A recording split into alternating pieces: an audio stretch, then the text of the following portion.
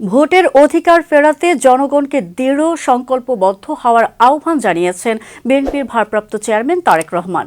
শুক্রবার নিজের verified Facebook পেজে এক স্ট্যাটাসে এ আহ্বান জানান তিনি। তারেক রহমান বলেন, ১৯৭৫ সালের ২৫ জানুয়ারি তৎকালীন আওয়ামী লীগ সরকার ক্ষমতায় থাকার চিরস্থায়ী বন্দোবস্ত করার লক্ষ্যে বহুদলীয় গণতন্ত্র গলা টিপে হত্যা করে একদলীয় সরকার ব্যবস্থা বাকশাল কায়েম করে।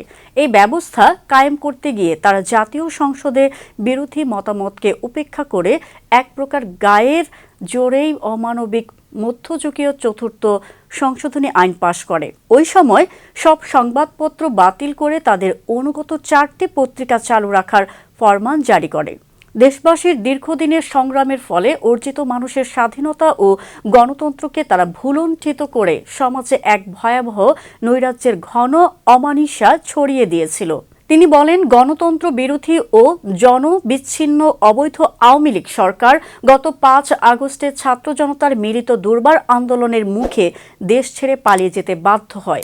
এখন যে কোনো ষড়যন্ত্র মোকাবেলা করে গণতন্ত্র, মানুষের বাক ব্যক্তি স্বাধীনতা ও ভোটের অধিকার ফিরিয়ে আনতে জনগণকে দৃঢ় সংকল্পবদ্ধ হতে হবে।